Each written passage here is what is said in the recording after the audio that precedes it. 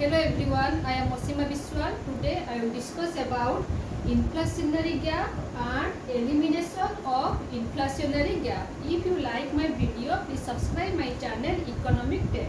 Okay, according to Keynes, inflationary gap exists when at full employment income level aggregate demand exceeds aggregate supply. This means that due to increase in investment and government expenditure, the money income increases, but production does not increase because of the limitation of productive capacity. As a result, an inflationary gap comes to exist, causing the prices to rise. The prices to continue to rise so long as the inflationary gap exists. Okay. Professor Kurihara defined inflationary gap as an excess of anticipated expenditure over available output at base prices. An inflationary gap arises where government chooses to finance even its normal expenditure through monetary expansion in a time of full employment. It can also occur during a strong private investment boom, such as might result from massive innovation, opening of new territory, etc. If the monetary authorities are willing to accommodate increased demand for money. However, the important case of inflationary gap are those associated with the government expenditure on war preparation. To illustrate the concept of inflationary gap, let us take an example. Okay, this is demand side, this is supply side. Suppose the value of gross, this is in crores of rupees. Suppose the value of gross national product at pre-inflation prices is 800 crores. Okay. If out of this government take away for war expenditure is 150 crores and output of rupees 650 crores is the value of available supply of goods for civilian consumption. Okay. Now take the demand side. In demand side, total money income is 1000 crore. From this minus taxes 100 crores. Then total disposable income is 900 crores.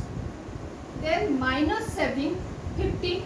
Then net disposable income is 150 crores. Hence, inflationary gap equal to 850 crores minus 650 crores equal to 200 crores. Okay. Figure 1 gives graphic representation of the concept of inflationary gap. 45-degree line or y is equal to C plus I plus G. C equal to consumption, I investment, G government expenditure. Okay, is the equilibrium line which shows the equality of total income and total expenditure. C plus I plus G curve represent total expenditure comprising private consumption C, private investment I, and government expenditure G, which I have already told you. Okay, the initial equilibrium of the economy is the point E0. This point is the E0, which represents full employment income.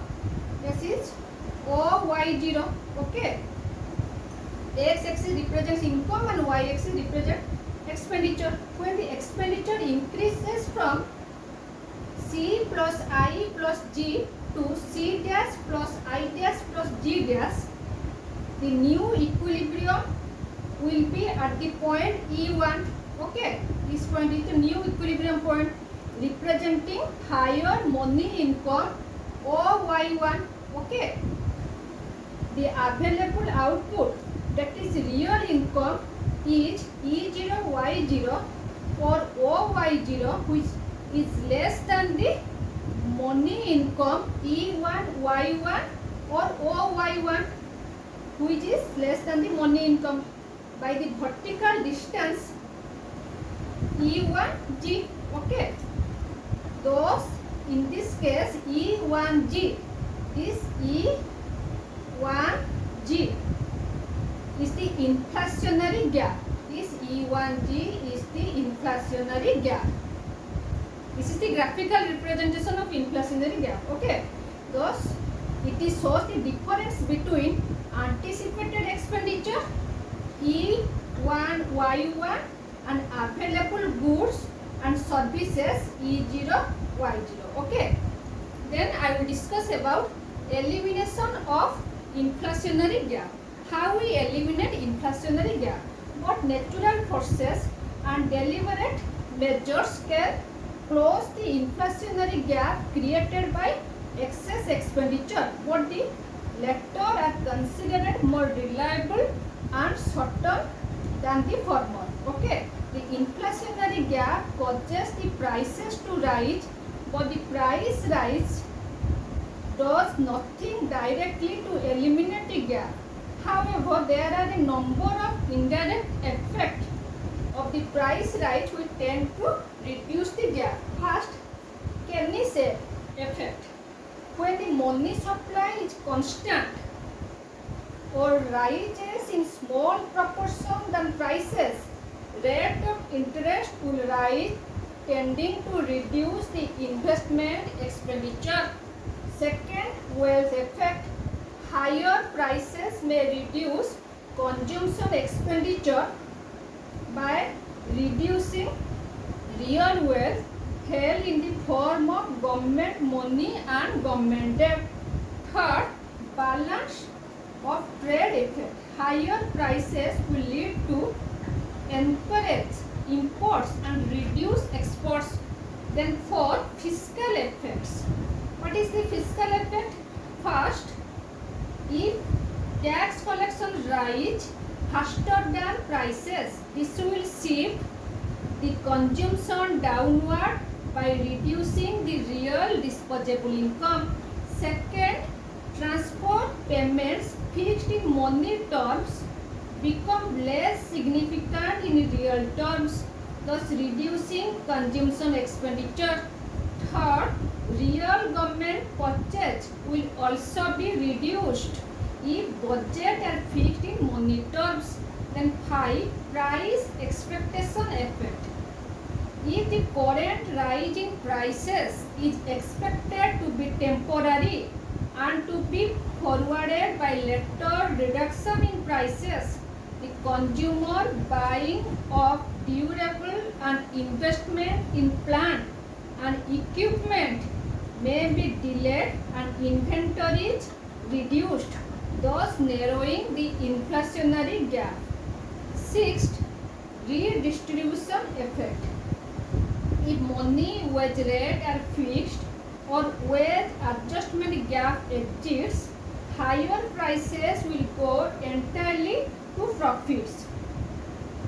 Assuming the marginal propensity to consume of the profit earners lesser than that of the wage earners, a redistribution of income towards profit will tend to reduce aggregate demand and to narrow the inflationary gap.